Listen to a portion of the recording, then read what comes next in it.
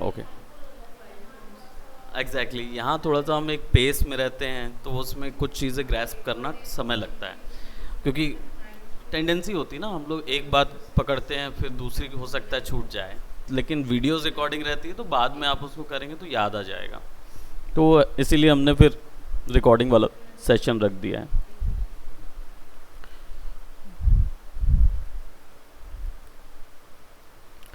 चलिए तो शुरू करते हैं। थोड़ा सा मैं हेड स्टार्ट देता हूँ फोटोशॉप के साथ, किस तरीके से इस पर वर्क शुरू करना है। ओके, सो अपने नोटबुक्स तैयार रखेंगे।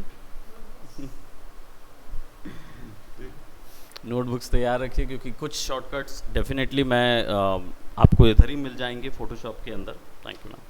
और कुछ शॉर्टकट जो हैं वो आपको मैं प्रो टिप्स जिसको बोलते हैं वो कहीं पे आपको यहाँ नहीं मिलेगी, तो आपको उस समय पे सेशन ब्रेक अंदर रखा हुआ।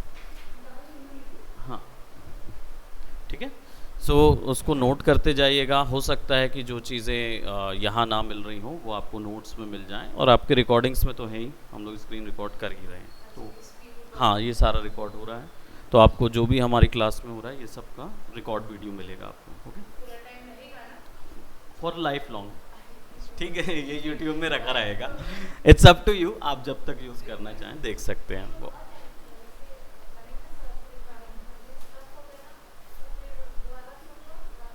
क्लियर हो जाता है, राइट। सो हमारे पास दो तीन तरीके रहेंगे, एक आप अपना नोट्स बना रहे हैं, एक आपका रिकॉर्डिंग वीडियो रहेगा, और एक मैं हूँ लाइव में हूँ। ठीक है, so I will be there every time. सो आप मुझे व्हाट्सअप पे या कॉल करके पूछ सकते हैं कि आप जाएंगे।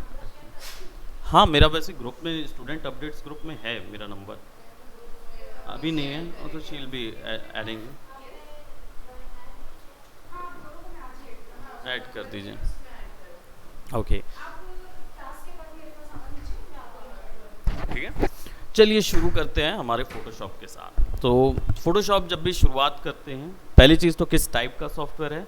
फ़ोटोशॉप एक रेस्टर टाइप का सॉफ्टवेयर है। जब भी क्वेरी आता है, कई बार लोग पूछते हैं इसमें किस तरीके के ग्राफिक्स बनते हैं, तो फ़ोटोशॉप में रेस्टर ग्राफिक्स बनते हैं। रेस्टर ग्राफिक्स का मतलब होता है इसमें पिक्सल्स के थ्रू ही काम होता है।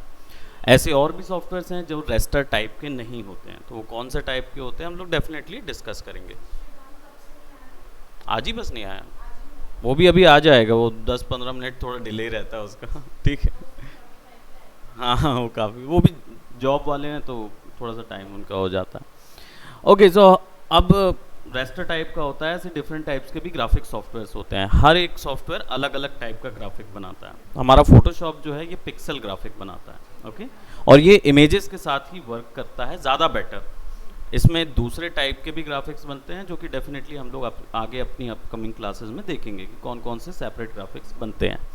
सो अब वर्क शुरू करने के लिए जब हम फोटोशॉप इंस्टॉल करते हैं, हम लोग 2020 पे वर्क कर रहे हैं अभी फ़िलहाल, राइट। 22 जो है वो एकदम रिसेंटली आया हुआ है हमारे लिए, तो अभी फ़िलहाल हम उसको जज नहीं कर सकते कि वो स्टेबल है कि नहीं। तो जैसे ही उसका 6 महीना बीत जाता है सॉफ्टवेयर्स का, तब फिर हम उसको ऑप्ट करते हैं। जनरली ऐसा करना चाहिए, अदरवाइज़ क्या होता है कि हम नए नए सॉफ्टवेयर के चक्कर में फटाफट उसको डाउनलोड कर लेते हैं और उनके कुछ पैचेस आए नहीं रहते हैं। इससे क्या होता है, सॉफ्टवेयर कीप ऑन क्रैशिंग करने लगता है, आपके वर्क्स जो हैं कई बार सेव नहीं होते, फाइल्स करप्ट होती हैं। तो उसको 6 महीने होने दीजिए। अगर वो स्टेबल है तो वो इंडस्ट्री में टिक जाएगा, एंड डेफिनेटली, और नहीं होगा तो अदरवाइज़ उसका एक सेकंड पैच आएगा जिसको एक्सटेंडेड वर्जन बोलते हैं। तो ऐसे समझना पड़ता है। अब हम सॉफ्टवेयर में आ गए हैं, तो जब भी ओपन करेंगे सॉफ्टवेयर ये आपको ब्लैंक मिलेगा। क्यों ब्लैंक मिलेगा? क्योंकि आपने कोई रिसेंट वर्क नहीं किए होंगे, हमने काफ़ी रिसेंट वर्क किए हैं, तो ये फिल हो गया है कम्प्लीटली। ओके, सो ये ब्लैंक मिलेगा। और अगर आपको कुछ वर्क इसमें शुरू करना है तो फोटोशॉप में हमेशा एक डॉक्यूमेंट फाइल बनानी पड़ती है जिसका फॉर्मेट होता है PSD, राइट, फोटोशॉप डॉक्यूमेंट। सो ये फॉर्मेट होना ज़रूरी है।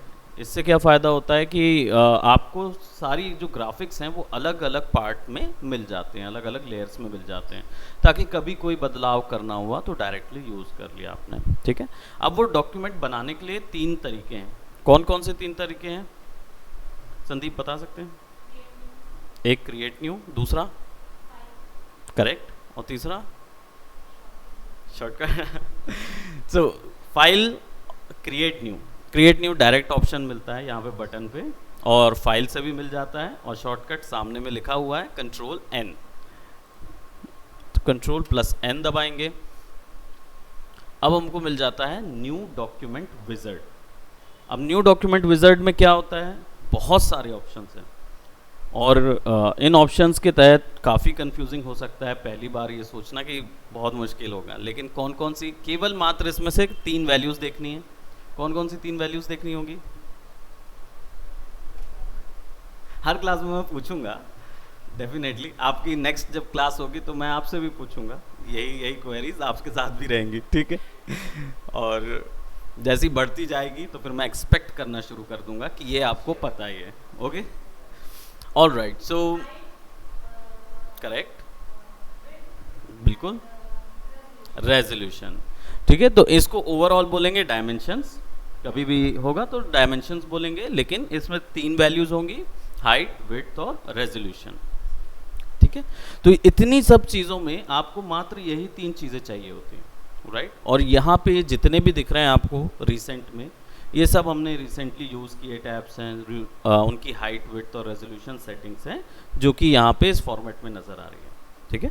सो अब यहाँ पे अगर आपको अपनी मर्ज़ी का कोई डॉक्यूमेंट पेज बनाना है तो उसके लिए आपके पास कस्टम प्रीसेट्स होते हैं, यहाँ से आप अपनी मर्ज़ी का साइज़ लेते हैं पेज का, और बाकी अगर आपके पास कोई स्टैंडर्ड साइज़ यूज़ करना है तो आपके पास ये ऊपर पूरे टैब्स होते हैं, ठीक है।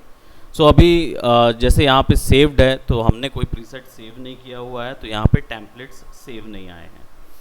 रिसेंट में हमारे जो हमने रिसेंट वर्क किया होगा वही चीज़ दिखाई देगा आपके में। बाय डिफ़ॉल्ट ये खाली होगा शुरुआत में, क्योंकि आप एकदम नया सॉफ्टवेयर शुरू करेंगे ना तो खाली दिखेगा।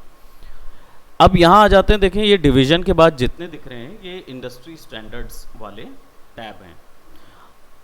Photos is for photo size, यानी कि जब वो कैमरा से फ़ोटोज़ खींचते थे, फ्रेम साइजेस जो आते थे फ़ोटो साइज़, वो साइज़ का यहाँ पे मिलेगा। अब यहाँ पे कई ऐसे स्टैंडर्ड हैं जो हमारे भारत में यूज़ नहीं होते। उसका रीज़न ये है क्योंकि सॉफ्टवेयर हमारा नहीं है, इंडिया से तो बना नहीं है, सॉफ्टवेयर है तो यूरोपियन, तो वहाँ के स्टैंडर्ड्स फॉलो करेगा, राइट। तो इसमें से कुछ स्टैंडर्ड हमने ले लिया है, जैसे डिफ़ॉल्ट फ़ोटो साइज़ हमने 7x5 का ले के रखा है। ये हमारे यहाँ मॉडलिंग लाइंस में जब हम फ़ोटो स्टूडियोज़ लाइन में काम करते हैं तब इन साइज़ की ज़रूरत पड़ती है। ग्राफिक्स साइज़ में इनकी ज़रूरत बहुत कम पड़ती है आपको। अगर आप कोई पम्पलेट साइज़ का, लैंडस्केप साइज़ का अगर कुछ ग्राफिक कंटेंट बना रहे हैं जो कि जनरली छोटा सा इतने साइज़ का होगा, पाम साइज़ का, और इस साइज़ को आप अगर कहीं सेल आउट या डिस्ट्रीब्यूट करना चाहते हैं तभी ये आएगा। ये बहुत रेयर साइज़ होता है जो कि इंस्टीट्यूशंस यूज़ करते हैं, और वो भी ज़रूरी नहीं है कि हर इंस्टीट्यूशन यूज़ करे। ऐसा इंस्टीट्यूशन जो कि जल्दी जल्दी कुछ बनाना चाहता है ना, तो थोड़ा सा इसको यूज़ कर लेता है, अदरवाइज़ उनका ब्रोशर जो है वो काफ़ी बड़ा बनता है, ठीक है। सो अभी फ़िलहाल जो है कई बार ये अपने साइजेस बता देते हैं, तो क्लाइंट आपको ये 3 डायमेंशंस दे देगा, आपको ज़रूरत नहीं है इधर खोजने की, वो आपको पहले ही दे देगा। बट अगर नहीं देता है तो आपके पास ये टैब्स हैं। फ़ोटोज़ में तो हमारा मॉडलिंग लाइन का सारा काम होगा, तो उसके अकॉर्डिंग काम होगा यहाँ पे। प्रिंट साइज़ जो है ये आपका प्रिंटिंग के लिए है, यानी जो हाँ नॉर्मल प्रिंट्स डिलीवरेबल साइजेस जो होते हैं ना वो हैं। अब ऑब्वियस सी बात है कि इनमें से कई साइजेस हमारे यहाँ के नहीं हैं, तो हमारे यहाँ A4 से लेकर B5 तक के साइजेस हम लोग B5 B4 तक के साइज़ हम यूज़ करते हैं। इसके बाद B3 वगैरह हम लोग यूज़ नहीं करते हैं, लेटर, लीगल, टैबलॉइड भी यूज़ नहीं करते हैं, ठीक है। नहीं हम यूज़, हाँ आपको यूज़ नहीं आएगा, बाकी ये तो अलाउ करेगा सब कुछ, राइट। आप चाहें तो इस साइजेस में भी वर्क कर सकते हैं, बट आपका जो कंपनी इंडस्ट्री, जो भारतीय इंडस्ट्री है, उनका ये साइजेस नहीं है, राइट। सो ये जो है ये लेटर हेड का साइज़ है, उनके यूरोपियन जो लेटर हेड्स होते हैं उनका साइज़ होता है, वो हमारे यहाँ के लेटर हेड से थोड़ा बड़ा होता है, राइट। लीगल साइज़ उनके यहाँ का लीगल पेपर होता है, एंड टैबलॉइड जो है वो उनके यहाँ का कौन सा साइज़ हुआ संदीप?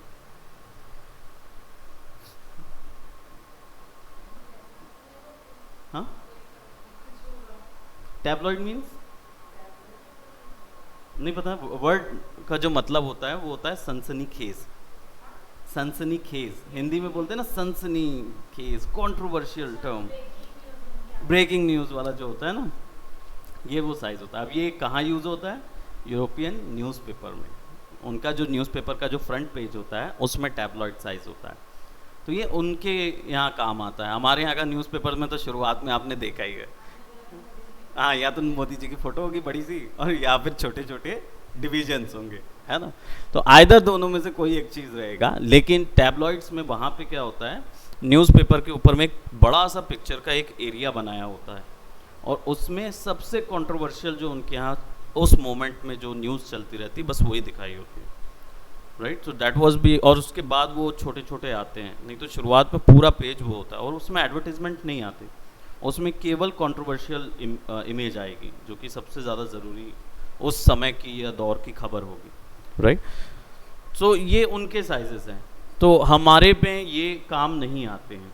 आप चाहें तो इन पे वर्क कर सकते हैं अपने अकॉर्डिंग, आपकी इच्छा है तो।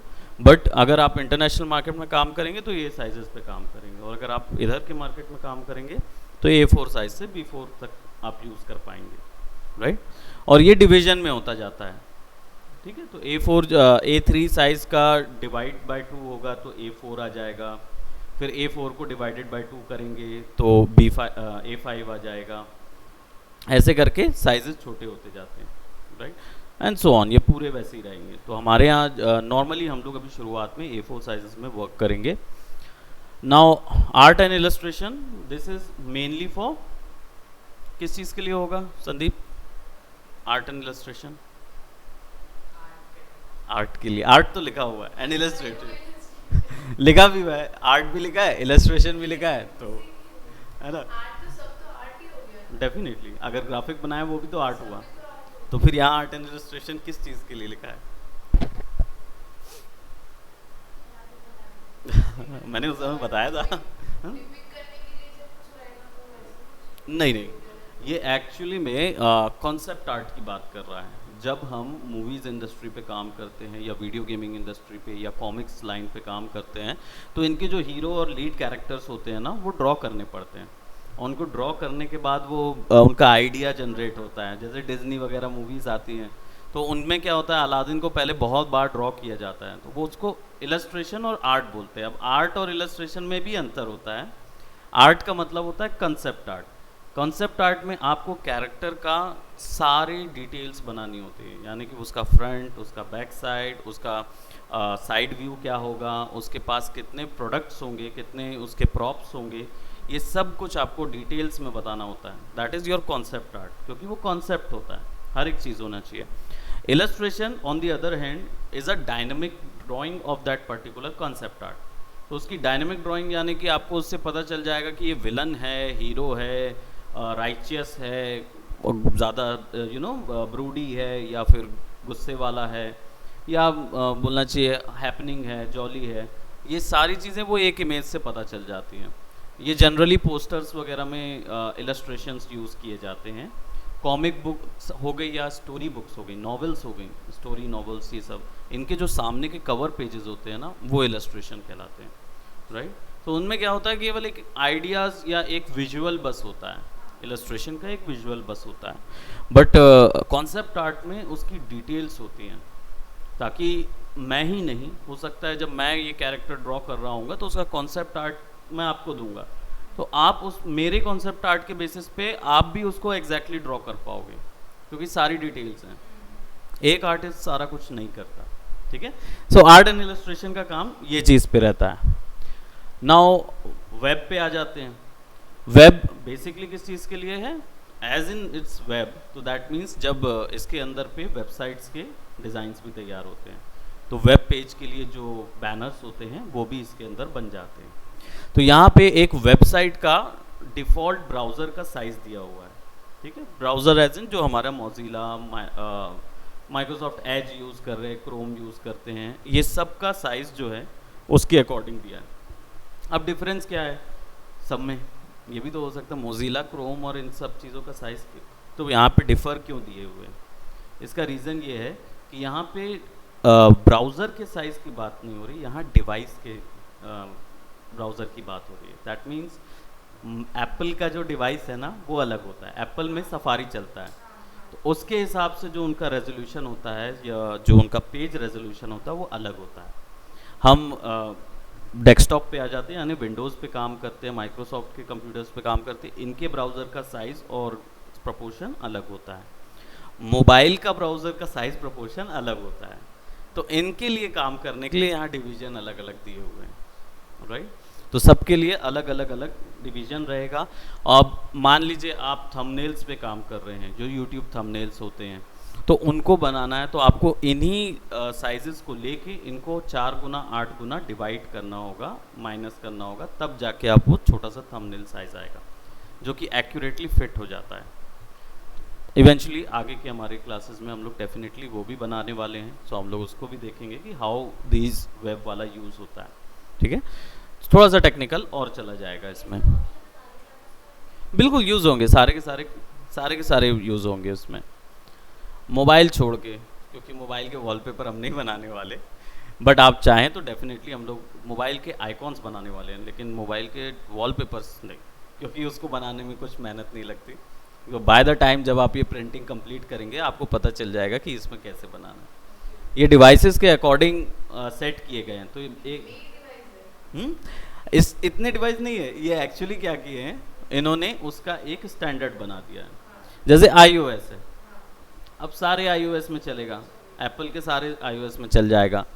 HTC टच जो आता है वो एंड्रॉयड को सपोर्ट करता है। तो जितने भी एंड्रॉयड अब हैं कितने, iOS है, एंड्रॉयड है और विंडोज़ है ना, तीन ही हैं, उसी के बेसिस पे सारे फ़ोन बन के आते हैं। तो ये वो उसी को बना दिया उसने, थोड़ा सा उसने मैक को भी एक्स्ट्रा ऐड किया है। मैक जब भी यूज़ होगा तो हम ये समझे कि ये पुराने डिवाइसेस हैं, पुराने दैट मीन्स जब अर्ली एप्पल के डिवाइसेस बनते थे ना, उनके हिसाब के Mac.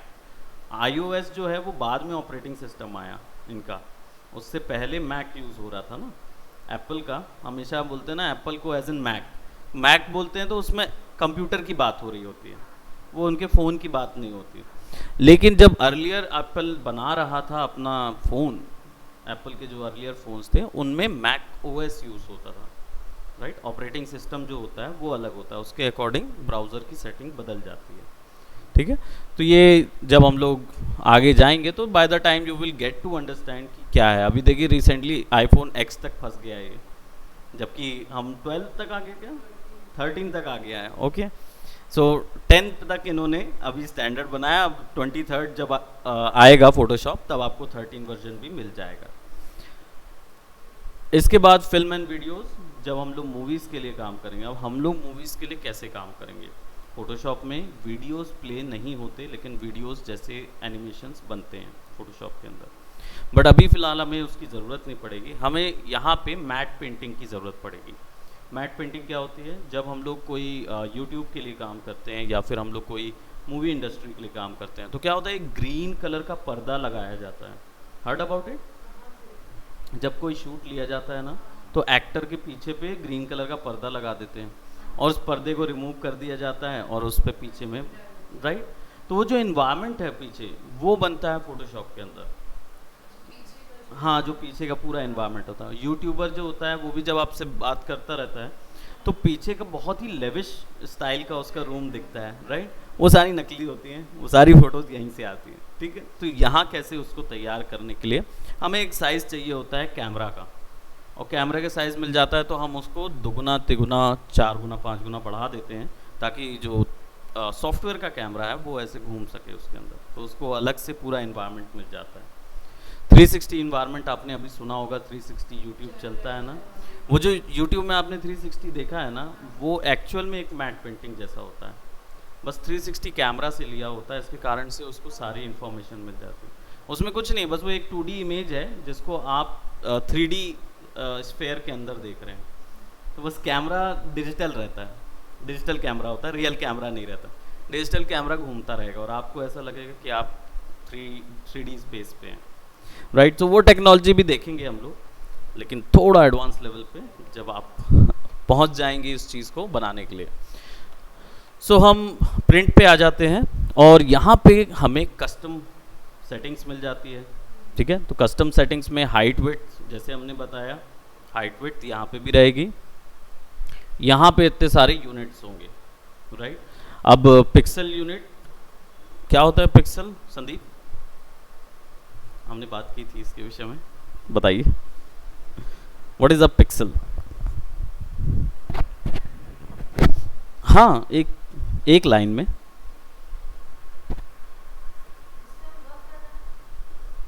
No. What is a pixel?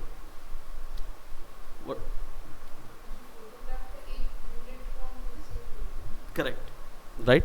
एक डिजिटल इमेज का सबसे छोटा यूनिट होता है पिक्सल। ढेर सारे पिक्सल्स के मिलने से ही डिजिटल इमेज बनती है, ये हमने प्रीवियसली क्लास में लिया था, ठीक है।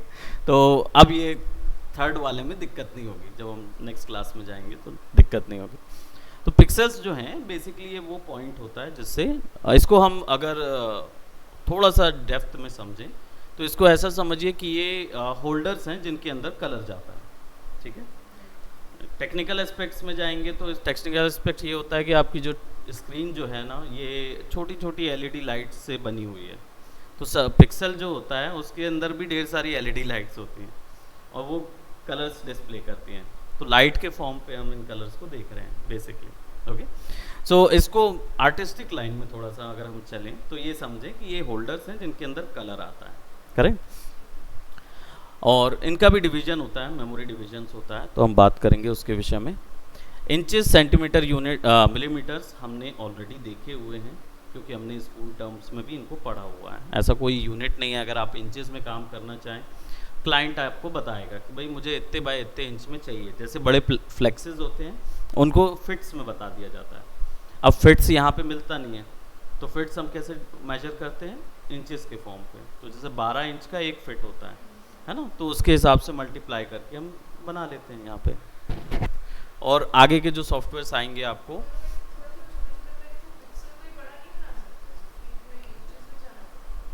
पिक्सल्स को बड़ा नहीं कर सकते हो, पिक्सल उतने ही साइज का रहेगा, तो वो साइज वही जाता है। सेम चीज़ है, अगर आप इसको यहाँ पे 32 कर दीजिए, 32 इंच कर दीजिए, तो यहाँ पिक्सल साइज बढ़ जाएगा ऑटोमेटिकली। हम उसके पिक्सल्स बढ़ा ही रहे हैं, बन तो हर चीज़ पिक्सल में रहा है, राइट। हाँ, बस ये समझने के लिए है कि इंचेस हम बड़े अच्छे से अगर समझ पाते हैं, क्योंकि हमारी ग्राफिक इंडस्ट्री जो है वो पिक्सल्स में काम नहीं करना मांगती उनका। हाँ, वो पूरी इंचेस, फीट्स और इसी चीज़ में फ्लेक्स जो होगा वो क्लाइंट आपको कभी पिक्सल रेजोल्यूशन नहीं बताएगा कि 4000 पिक्सल में बनाना है, 8K पिक्सल में बनाना है, वो नहीं बोलेगा। वो क्या बोलेगा? मेरे को ना 5 फीट का बना के दीजिए, है ना। इस तरीके की बातें होती हैं। तो उसलिए हमें ये यूनिट्स यहाँ देने होते हैं कि कितने इंचेस कितने पिक्सल्स रहेंगे जो कि बीच में आ सकते हैं, राइट। तो इंचेस, सेंटीमीटर, मिलीमीटर हमारे स्कूल के दिए हुए यूनिट्स हैं जिनको हम समझते हैं कि ये कितने चौड़े कितने बड़े होंगे, राइट। पॉइंट्स एंड पिकास ऑन द अदर हैंड हमारे यहाँ यूज़ नहीं होते, ये बाहर यूरोपियन साइट्स में बहुत ज़्यादा यूज़ किए जाते हैं। उनके ग्राफिक्स जो होते हैं वो जनरली पॉइंट्स एंड पिकास में चलते हैं। पॉइंट्स जो होता है वो इंचेस का 72वां हिस्सा होता है, यानी 72 पॉइंट्स का 1 इंच होता है, ठीक है। एंड पिकास जो है इवन शॉर्टर होता है, दैट मीन्स हेयर लाइन, जो हेयर लाइन जितना विड्थ होता है ना उतने विड्थ पे काम करने के लिए होता है। जनरली इनका यूज़ हमारे यहाँ पे भारत में होता है, कहाँ पे? लेज़र प्रिंटिंग में। जब हम लेज़र प्रिंट्स जब करते हैं ना तब इनकी ज़रूरत पड़ती है हमको, ठीक है। अदर देन दैट हम लोग इंचेस, सेंटीमीटर, मिलीमीटर के ही आदि हैं, उसी में काम करते हैं। तो इतने ही यूनिट अभी फ़िलहाल यहाँ पे दिखते हैं, तो हम इसको इंचेस ही रहने देते हैं। 8.5/11 जो कि लेटर हेड का साइज़ है, ब्लू कलर से हाईलाइटेड है। मैं इसको A4 कर देता हूँ सो दैट हमारे पास एक ब्लू लाइन आ जाएगी। और यहाँ पे अब ओरिएंटेशन, दैट मीन्स आप किस तरीके से अपने कैनवस को होल्ड करना चाहते हैं। आप इसको पोर्ट्रेट व्यू में रखना चाहते हैं या फिर पोर्ट्रेट और लैंडस्केप, राइट। ये दोनों ही चीज़ों में आप यूज़ कर सकते हैं। आर्ट बोर्ड्स जो हैं, आर्ट बोर्ड्स किस चीज़ के लिए था संदीप? मैं टेस्ट नहीं ले रहा हूँ, मैं एक्चुअली में सबसे साथ यही पूछूंगा। अभी इनका पहला क्लास है ना, इसके बाद वाली क्लास में इनसे भी पूछा जाएगा। ये इसलिए कि हमने अर्लियर किन किन चीज़ों में ध्यान दिया था, तो जिन चीज़ों में हमने ध्यान नहीं दिया वो इधर से पता चल जाएंगे, तो हमें रट जाएगा। अब याद रहेगा आपको कि पिक्सल क्या चीज़ है, अब याद रहेगा आपको आर्ट बोर्ड्स क्या हैं, अब याद रहेगा कि भाई पॉइंट्स एंड पिकास क्या चीज़ें हैं, है ना। तो वो हम इसको समझिए एक ब्रशअप की तौर पे देखें। एग्ज़ाम तो हम बाद में लेते ही हैं, सैटरडेज को हम लोग कभी कभार एग्ज़ाम ले लेते हैं, सरप्राइज टेस्ट, वो रिटर्न होता है, रिटर्न टेस्ट होता है। हम रिटर्न भी देते हैं, ऑब्जेक्टिव भी देंगे, अलग अलग टाइप के, और कई बार, हाँ अर्लियर, अर्लियर हम आपको एक ही चीज़ इन्फॉर्म करेंगे कि इस सैटरडे आना ज़रूरी है आपको किसी भी हाल में, ठीक है। तो that is your hint for कि हाँ एग्ज़ाम आने वाला। सो आर्ट बोर्ड्स जो हैं, आर्ट बोर्ड एक्चुअली में सीसी वर्जन जो हम लोग यूज़ कर रहे हैं, ये सीसी वर्जन है, क्रिएटिव क्लाउड वर्जन है। अभी जितने सॉफ्टवेयर आ रहे हैं क्रिएटिव क्लाउड वर्जन के आ रहे हैं। ये एक नया तरीका है पायरेसी से बचाने का, क्रिएटिव क्लाउड वर्जन, जिसमें ऑनलाइन कनेक्टेड रहते हैं सॉफ्टवेयर्स, लेकिन भारत ये थोड़ा ज़्यादा इंटेलिजेंट है तो हमने उसको भी क्रैक कर दिया।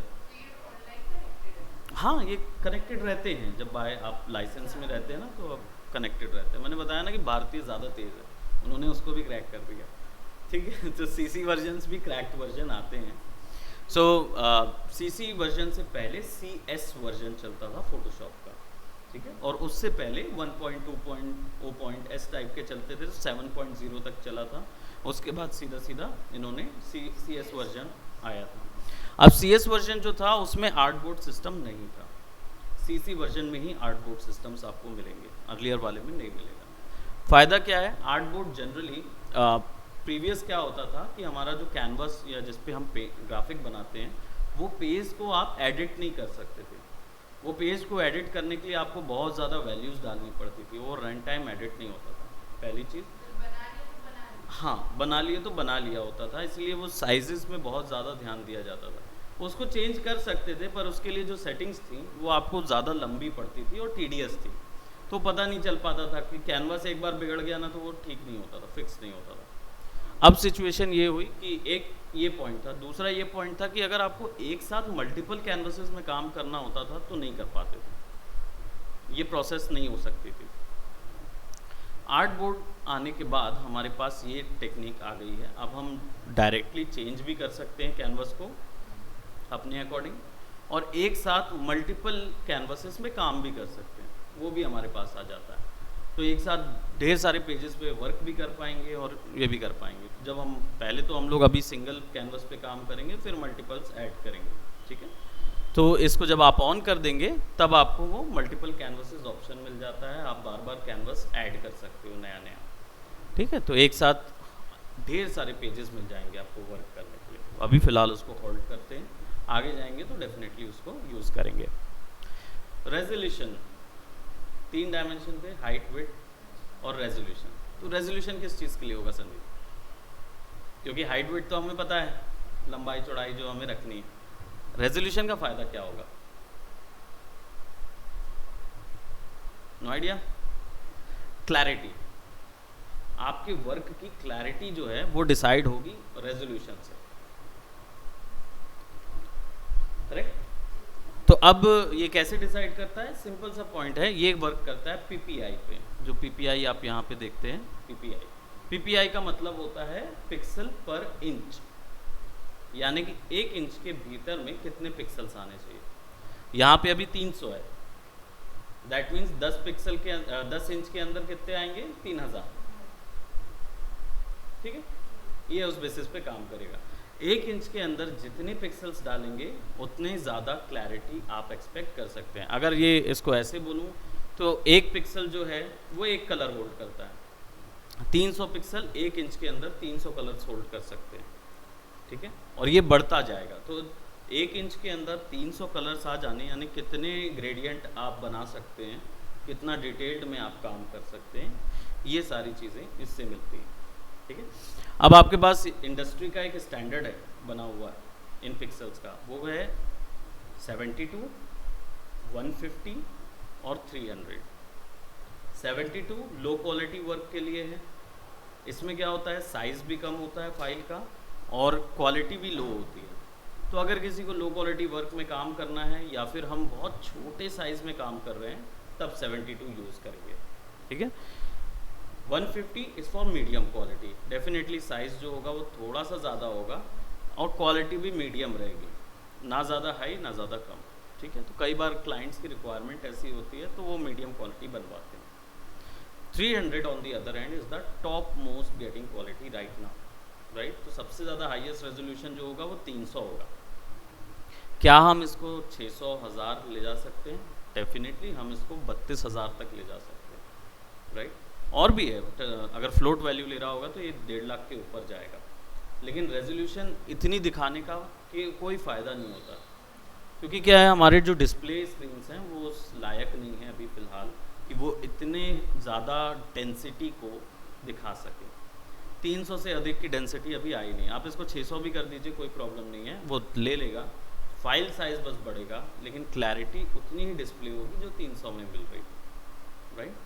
तो इसलिए इंडस्ट्री ने अभी इसको 300 तक रखा है। जब हमारे पास अभी वैसे आ रहे हैं 8 के रेजोल्यूशन तक हम लोग पहुंच चुके हैं, दैट मीन्स उसके जो 1 इंच होगा उसमें होंगे लगभग 350-400 पिक्सल्स की रेंज आ गई होगी, राइट। लेकिन वो 8K है, अभी 8K हम लोग ने ख़रीदा नहीं है, ना ही हमारे जनरली घर पे है, दैट मीन्स हमारे हाउस होल्ड में नहीं आया है, तो डिस्प्ले करने का कोई मतलब नहीं है।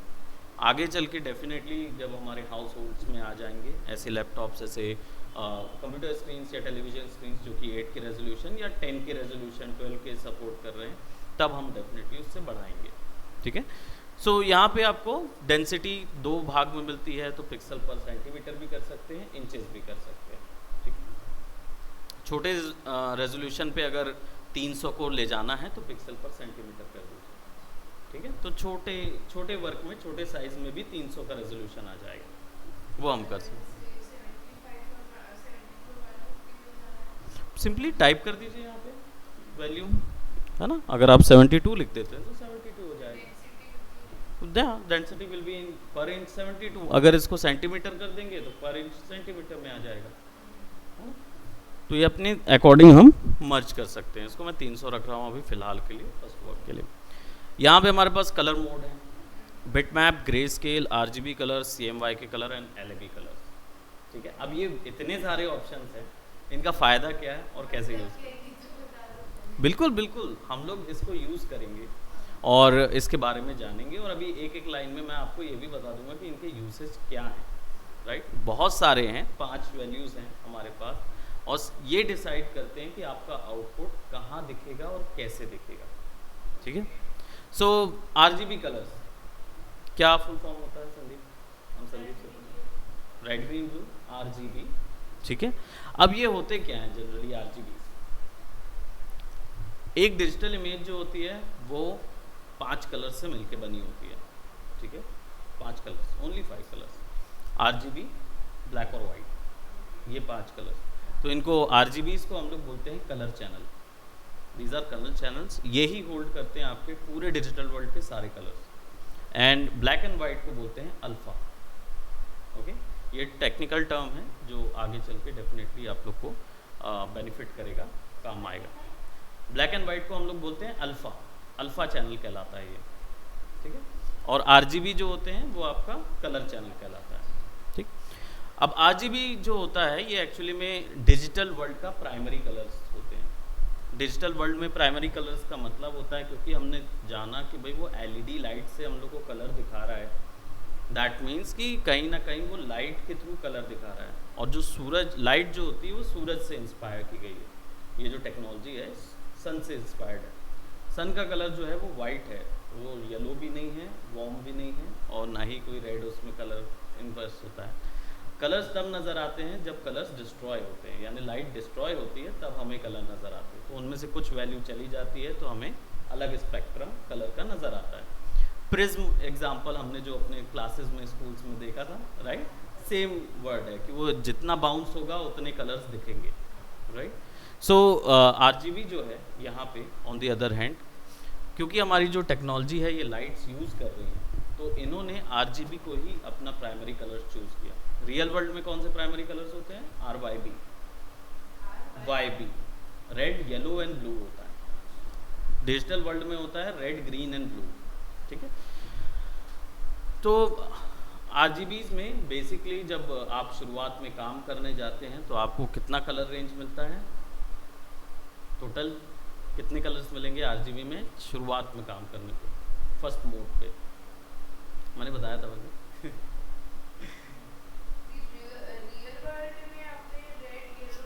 बिल्कुल, no no no, red green blue, green blue RGB, कितना? No, 17,000 is way too less.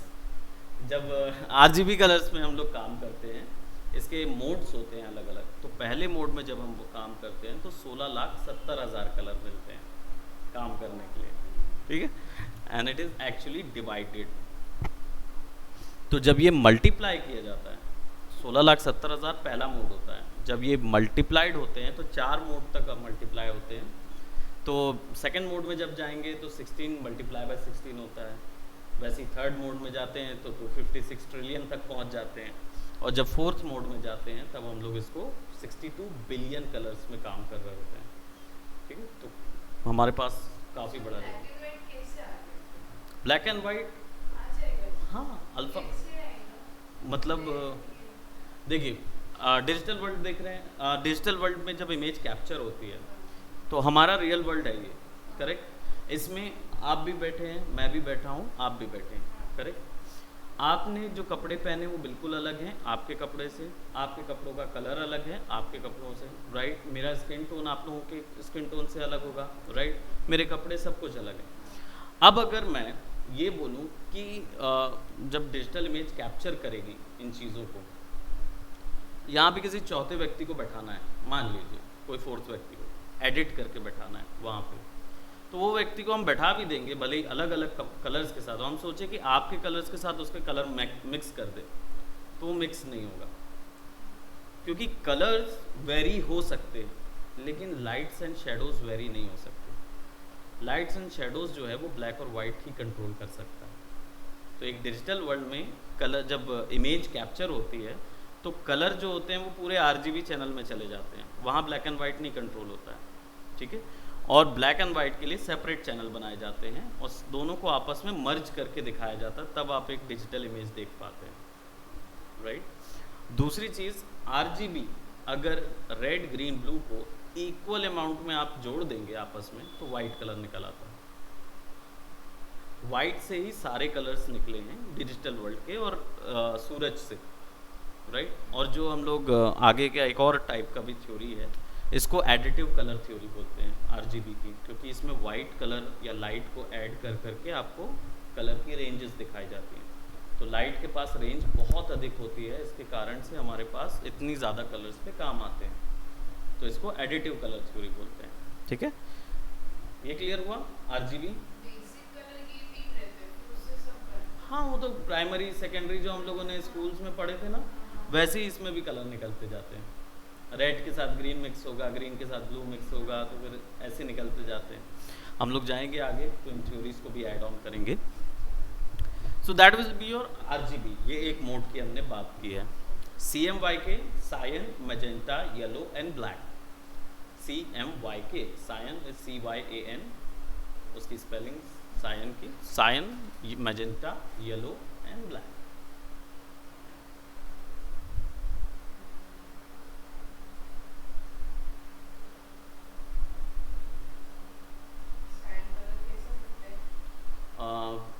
इसको हम लोग अपनी लैंग्वेज में नेवी ब्लू जो बोलते हैं ना, वो हम लोग अपनी लैंग्वेज में बोलते हैं, बट हमारी टेक्निकल लैंग्वेज में नेवी ब्लू जैसा कुछ नहीं है। हाँ, ब्लू शेड्स में आता है एक्चुअली, ग्रीन और ब्लू मिक्स हो जाता है उसके अंदर, तब हमको सायन मिलता है। So cyan, magenta, yellow and black, ये एक्चुअली में प्रिंट या पिगमेंट कलर्स बोलते हैं इनको। ये प्रिंटिंग लाइन के कलर्स होते हैं। तो जो आपका प्रिंटर होता है उसके अंदर ये कलर्स की इंक डलती है, राइट। तो ये रियल वर्ल्ड पे बेस होते हैं, cyan, magenta, yellow and black. अब इनमें ब्लैक क्यों ऐड किया गया है? CMY तो रखा हुआ है, हाँ हाँ। तो हाँ, मैं देख लेता हूँ, चेक कर लूँगा। अभी एग्ज़ाम जिनके हो रहे हैं ना, उनको दूसरे सिस्टम्स में बैठाइएगा, ठीक है। So cyan, magenta, yellow and black.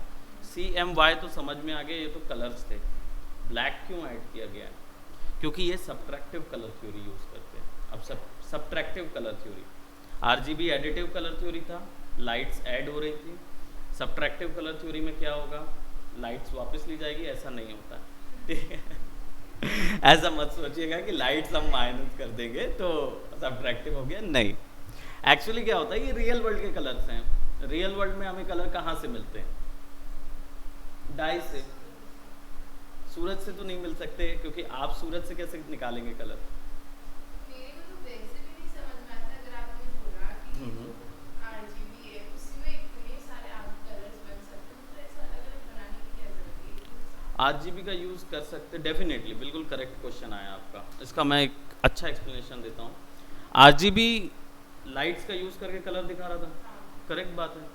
अभी आप अपने मान लीजिए जो आपने यहाँ बनाया उसको आपने बाहर प्रिंटर में आपको दिखाना है पम्पलेट साइज में, तो उसमें नहीं दिखेगा ना। उसमें नहीं दिखेगा। हाँ। तो ये डिजिटल डिवाइसेस के लिए यूज़ होता है। हाँ। तो अगर टेलीविजन या वेबसाइट्स वगैरह के लिए कुछ काम करना है तो आरजीबी मोड में यूज़ करेंगे, क्योंकि उनका डिस्प्ले जो है वो लाइट के थ्रू दिखा रहा है। अब ये प्रिंटर तो लाइट नहीं मार सकता, या तो फिर किसी को टॉर्च ले लेके घूमना तो होगा। अंधेरे में भी काम करना है, अंधेरे तो लाइट नहीं होती।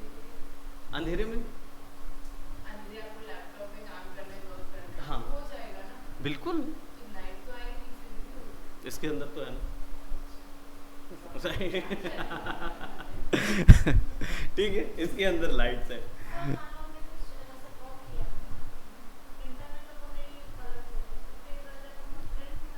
अपने आप सेट हो जाता है, वो स्विच हो जाता है। जब आप आरजीबी में कोई काम करते हैं और उसको प्रिंटर से निकालेंगे तो प्रिंटर ऑटोमेटिकली CMYK में ही निकालेगा उसको।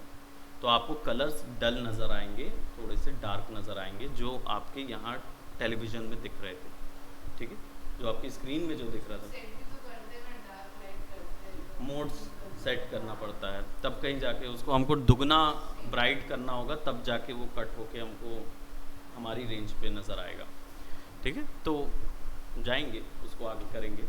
CMYK इज फॉर सब्ट्रैक्टिव, इसका मतलब है रियल वर्ल्ड में जो कलर्स मिलते हैं वो हमें लाइट से, केवल हमारी आंखें ही इतनी तेज़ हैं जो कि इस लाइट्स को पकड़ सकती हैं, ठीक है, क्योंकि खैर उसके बारे में बायोलॉजी में बाद में जाएंगे, अभी नहीं, ठीक है। तो क्या है कि रियल वर्ल्ड में तो ये जो कलर्स दिख रहे हैं ये हमको आइज़ हमारी कैप्चर कर सकती है, इसके कारण से लाइट के थ्रू दिख रहे हैं। लेकिन जो हम पेंट करते हैं, जो कलर्स हम पेंट करके बनाते हैं, या कपड़े जो कलर्स के आते हैं, ये कैसे आते हैं? इनको डाइज से निकाला जाता है, एक्सट्रैक्ट किया हुआ होता है, इनकी डाइज होती है, इंक निकलती है ना, और या फिर फूलों से और जगह जगह से एक्सट्रैक्ट किए हुए कलर्स होते हैं। इनमें रेंज ज़्यादा नहीं होती, प्लस इनमें हम शेड कैसे निकालेंगे? वाइट ऐड करेंगे तो लाइट कलर होगा ऐसा ज़रूरी नहीं है, क्योंकि वाइट ऐड कर देते हैं तो कलर वैनिश हो जाता है। तो आपको क्या करना पड़ता है, इस जगह पे काला कलर ऐड करना पड़ता है ताकि उसके सब्ट्रैक्टिव शेड्स निकाल सकें। तो ब्लैक जो है वो कलर्स माइनस करता है उसमें से, इसलिए इसको सब्ट्रैक्टिव कलर थ्योरी बोलते हैं। हमको तो अगर लाइट शेड कुछ बनाना रहता है तो वाइट ही डालते हैं। हाँ, अब हम लगाते हैं पर उनमें ज़्यादा रेंज नहीं मिल पाती वाइट के साथ, वो एक टर्म के बाद पूरा वाइट ही हो जाता है। पर ब्लैक्स में जितने शेड मिल जाते हैं वो आपको ज़्यादा मिल जाते हैं रियल वर्ल्ड में, इसलिए इसको सब्ट्रैक्टिव कलर थ्योरी बोलते हैं, ठीक है। Hence CMYK, K is for black, ठीक है। अब बात करते हैं ग्रे स्केल की। हम जानते हैं ग्रे स्केल क्या होता है, क्या होता है ग्रे स्केल? बस इसमें कलर्स के साथ काम नहीं करना है। अगर हमें कलर्स नहीं चाहिए, कलर चैनल ही नहीं चाहिए, हमें केवल ब्लैक एंड वाइट के साथ काम करना है, ग्रे स्केल में काम करेंगे। कुछ नहीं है, रियल वर्ल्ड डिजिटल वर्ल्ड।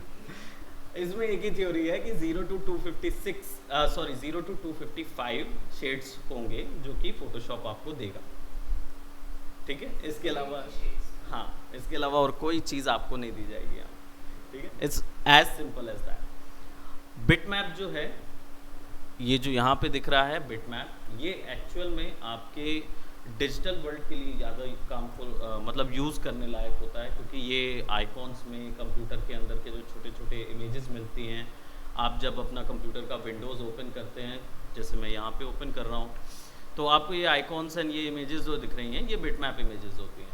ये लाइट होती हैं, बहुत हल्की होती हैं, प्लस इनका वीडियो गेमिंग लाइन में बहुत ज़्यादा यूज़ होता है। ये ज़्यादा कलर्स को होल्ड नहीं करती हैं, क्योंकि छोटे साइजेस में ज़्यादा यूज़ की जाती हैं, इसके कारण से। और ज़्यादा बड़े में बनाएंगे ना तो ब्लॉकी ब्लॉकी पिक्सल पिक्सल नज़र आएंगे। लैब कलर, तो ये टेक्निकल लाइंस के लिए बात करें, अगर हम इसको ये बोला जाए कि इलेक्ट्रॉनिक लाइन या इलेक्ट्रॉनिक डिवाइसेस के लिए बिटमैप यूज़ होता है। बड़े वे में अगर बात की जाए कि इनका बहुत बड़े फील्ड में अगर कहाँ काम होता है तो VFX लाइन में इनका काम होता है, 3D सॉफ्टवेयर्स के अंदर इनका यूज़ होता है। जब ढेर सारी क्राउड सिमुलेशन बनानी होती है, भीड़ बनानी होती है ढेर सारे लोगों की, तब इनका यूज़ किया जाता है बिट मैप के लिए। ठीक है, लैब कलर छोटे आइकन्स के लिए काम आता है, सर बड़े बड़े बड़े के लिए, मतलब हम उस रेंज में काम करते हैं, राइट, बिट मैप्स की ज़रूरत पड़ती है। So lab colour last, lab colour stands for, hence lab है तो लैब से क्या समझेंगे? लेबोरेटरी सोचेंगे। क्या होगा ये संदीप, बता दो? Okay, lab doesn't stand for laboratory, यहाँ पे ये लेबोरेटरी कलर्स की बात ही नहीं कर रहा है, यहाँ ये बात कर रहा है lightness, A channel B channel. L stands for lightness, that means it will control black और white and gray scale, पूरा ग्रे शेड को कंट्रोल करेगा लाइटनेस। फिर उसमें कलर्स कहाँ से आए? ग्रे स्केल मोड में तो कलर आ नहीं सकता, शेड्स आएंगे, ब्लैक और वाइट के ही शेड्स आएंगे 0 to 255। लैब कलर में केवल लाइटनेस जो है वो केवल हैंडल करेगा grey scale value, A channel B channel किसको हैंडल करेंगे? कलर वैल्यूज को। नो ओके, ऐसे समझते हैं कि ग्रे स्केल इंडिविजुअली ब्लैक और वाइट, ठीक है, ये plus RGB equals to lab,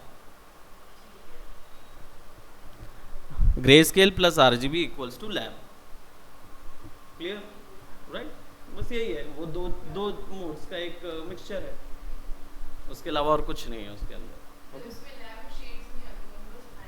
इसमें सब आ जाता है, मतलब RGB कलर्स में हम लोग को शेड्स निकालने के लिए दूसरी तकनीक यूज़ करना पड़ता है, LAB में सब चीज़ मिक्स एक साथ दे देता है, ठीक है।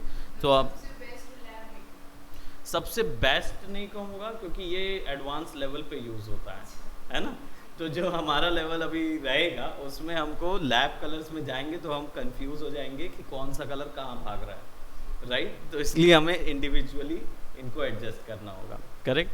अब यहाँ पे हमारे पास बिट्स हैं, जो मैंने मोड्स की बात की थी ना, 4 मोड में मल्टीप्लिकेशन, वो यही है। 8 बिट में 16,70,000 कलर्स, 16 बिट में जस्ट डबल 32, मतलब multiplied by that to the power, और इसमें भी टू द पावर 3, राइट। और मैंने 4 मोड्स की बात की थी, यहाँ पे 3 ही मोड दिख रहे हैं। चौथा मोड 48 बिट का होता है, जो कि अभी फोटोशॉप जो है वो बहुत ही कम स्तर पे उसको एक्सेप्ट करता है, उसके फॉर्मेट्स अभी फोटोशॉप के अंदर कम्प्लीटली नहीं आए हैं, इसलिए उन्होंने पूरी चीज़ें नहीं दी। हम 32 बिट तक कंप्लीट काम कर सकते हैं, 48 बिट की रेंज जो है वो .exr फॉर्मेट की होती है, और ये higher level of production work जो होते हैं उन्हीं में यूज़ होता है, ठीक है। रेंज बहुत ज़्यादा हो जाती है उसमें इमेजेस के साथ वर्क करने की। अब हमारे पास यहाँ पे बैकग्राउंड कंटेंट्स हैं, तो बैकग्राउंड कंटेंट्स आप बताएं कि क्या हो सकता है? कैनवस का कलर, बस बैकग्राउंड कंटेंट, यानी कि कैनवस जो चाहिए आपको वो किस कलर में चाहिए, तो ये आ जाएगा। एडवांस ऑप्शन, यहाँ पे लास्ट 2 ऑप्शन अभी मिल रहे हैं, इसके बाद फिर हम लोग आप वो भी चूज़ कर सकते हो, या फिर बेसिक आपको वाइट में ही हमेशा चाहिए होता तो वाइट ले लीजिए, ब्लैक में चाहिए ब्लैक ले लीजिए, आपको हर बार चूज़ करना है कलर तो बैकग्राउंड कलर ले लीजिए। नहीं, अलग अलग मोड्स में काम करेंगे, अलग अलग जगहों के लिए हम लैब ज़रूर यूज़ करेंगे, आखिर में लैब ज़रूर यूज़ करेंगे कि वो चैनल काम कैसे करता है। ये चैनल मिक्स चैनल है, तो आपको ये मज़ा आएगा वर्क करने में। RGB मैं मानता हूँ कि ये बहुत बड़ी रेंज देता है ये कलर्स, क्रेयॉन्स के या रेनबो कलर्स बोल दीजिए, बेटर ऑफ वो है, ज़्यादा बेटर, क्योंकि रेनबो जो कलर्स निकलते हैं वो RGB के स्पेक्ट्रम के शुरुआती कलर्स होते हैं, 7 कलर्स होते हैं, वो सारे इसी में से निकलेंगे, 3 ही होते हैं। स्कूल वाले जो पढ़ाते हैं ना वो उतना इनहेंस में नहीं जाते, nowadays students kind of are ready for this theories. तो अब जो आने वाले हैं वो प्रोबेबली आ जाएगा उन सब चीज़ों में, क्योंकि उनको डिजिटल ज़्यादा पढ़ाया जाएगा और रियल वर्ल्ड का थोड़ा कम पढ़ाया जाएगा। अब 90 कलर्स आते हैं। हाँ, रेंज बहुत ज़्यादा है। एग्जैक्टली मैं भी देखता हूँ कि वाटर कलर्स और इन सब की रेंज बहुत बड़ी होगी। पहले इतने से आते थे, आप उतने में ही पूरा काम कर लेते थे। बहुत सारी वैरायटीज़ आ गई। सो लास्ट दो ऑप्शंस हैं, एक कलर प्रोफाइल का और एक पिक्सल एस्पेक्ट रेशियो का। कलर प्रोफाइल हमारे एशियन टर्म में, राइट, और यूरोपियन टर्म में भी ये कलर प्रोफाइल जो है वो वर्ड यूज़ किया जाता है। किस चीज़ के लिए यूज़ करेंगे, तो यहाँ पे आप जब ओपन करते हैं तो यहाँ पे बहुत सारे आपको डिवाइसेस नज़र आएंगे। यहाँ पे सोनी भी दिखेगा, कोडैक भी दिखेगा, फूजी फिल्म भी मिलेगा, और रॉ भी मिलेगा आपको, आरी भी मिलता है, एडोब भी मिलेगा, एप्पल भी मिलेगा। अलग अलग टाइप के डिवाइसेस के नाम यहाँ पे दिए हुए हैं। है क्या ये, क्या हो सकता है संदीप, कोई आइडिया? कलर प्रोफाइलिंग क्या हो सकती है? मैंने एक टर्म बताया था क्लासेस में।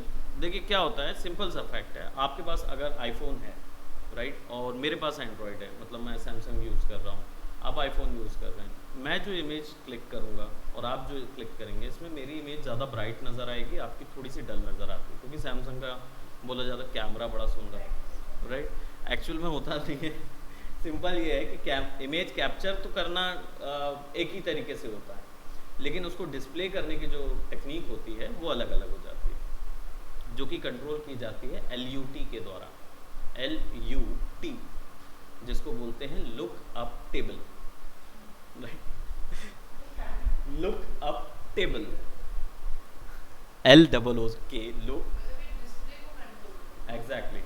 तो चाहे हमारा फ़ोन हो, चाहे हमारा मॉनिटर हो, चाहे टेलीविज़न स्क्रीन हो, इन सब की LUTs अलग अलग होती हैं, ठीक है। तो कई बार क्या होता है, फ़ोन में जो चीज़ ब्राइट दिख रही है उसको यहाँ मॉनिटर में प्ले करेंगे ना, थोड़ी सी डल नज़र आएगी, वही टेलीविज़न में देंगे तो थोड़ा सा अलग डल नज़र आएगा, है ना। वो रीज़न ये होता है क्योंकि सब में एक एक LUTs एक्स्ट्रा लगी होती है एक्सपोजर की। तो हमारे फ़ोन में क्या होता है, ब्राइटनेस की एक एक्स्ट्रा LUT लगी होती है, जिसके कारण से इमेजेस जो हैं वो बड़ी ज़्यादा ब्राइट नज़र आती हैं और हमको लगता है कैमरा क्वालिटी बहुत अच्छी है। बट कैमरा क्वालिटी केवल उसके रेजोल्यूशन पे डिपेंड करती है। जितना ज़्यादा MBs जो हम लोग मेगापिक्सल्स बोलते हैं, वो वही होता है PPI।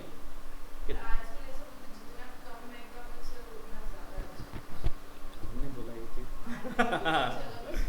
ऐसा उनसे पूछिएगा कि आपने ये थ्योरी किस एंगल से निकाली है, ये थ्योरी, सॉरी, क्योंकि अगर कम मेगापिक्सल्स हो जाएंगे, एग्जैक्टली तो फिर आप, वही तो मैं बोला कि किस एंगल से बोला जा सकता है। बस यही बोला जा सकता है कि आप आजकल के कैमरास जो हैं वो अल्ट्रा HD रिकॉर्डिंग्स ले लेते हैं, जो कि प्रीवियसली नहीं ले पाते थे। तो पहले उतनी कैपेबिलिटी नहीं थी, आज हमारे पास है डेफिनेटली। लेकिन डिस्प्ले क्वालिटी में अगर अच्छा दिख रहा है, दैट डजंट मीन्स कि आपका कैमरा अच्छा है। आपका कैमरा तभी अच्छा होगा जब उसकी एक एक डिटेल्स आपको समझ आ रही हैं इमेज की, दैट मीन्स कि उसकी इन्हेंस क्वालिटी है। अदरवाइज़ वो डिस्प्ले और कलर क्वालिटी के वे में जज नहीं किया जा सकता, क्योंकि सबकी LUTs अलग अलग होती हैं। यहाँ पे LUTs ही दी जा रही हैं। यूरोपियन टर्म या अमेरिकन टर्म या वेस्टर्न टर्म जो होता है वो LUT बोलता है उसको, लुक अप टेबल। इंडिया या सदर्न एशियन कंट्रीज जो होती हैं वो कलर प्रोफाइलिंग बोलते हैं इसको, ठीक है। एशियन में चले जाएंगे, यानी कि हमारा जो चाइना, जापान, कोरिया, इस तरफ जाएंगे तो ये गैमेट कहलाता है, GAMUT, गैमेट, राइट। तो हमारे यहाँ इसको कलर प्रोफाइलिंग बोलेंगे, वेस्टर्न कंट्रीज़ में LUT बोलेंगे, और जब वहाँ चले जाएंगे ईस्टर्न में तो गैमेट बोलते हैं। अब होता ये है कि गैमेट का मतलब होता है ह्यू, यानी ट्रू कलर। तो उनकी जो जहाँ पे भी यहाँ पे देखेंगे ना, तो यहाँ पे कई जगह पे आपको गैमेट नज़र आएगा, वाइट कलर गैमेट, है ना, अलग अलग टाइप के गैमेट्स हैं। दैट मीन्स कि ये इस डिवाइस का ट्रू कलर का सेटिंग अप्लाई करेगा।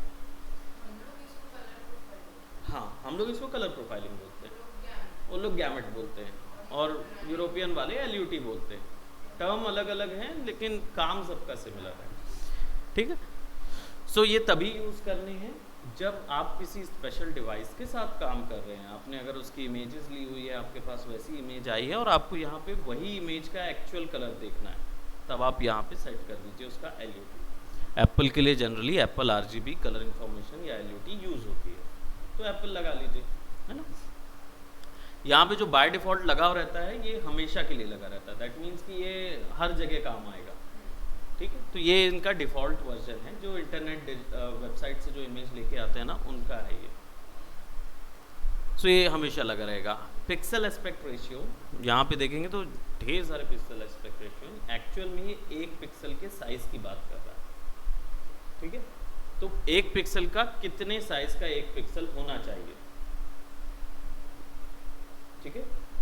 अब ये सबसे छोटा वैल्यू होता है, इसलिए इससे छोटा नैनो पिक्सल वैल्यू नहीं है, कोई चीज़ नैनो पिक्सल जैसी कोई वैल्यू नहीं है, बस इन्होंने उसको पॉइंट वर्जन से डिनोट किया हुआ है, ठीक है।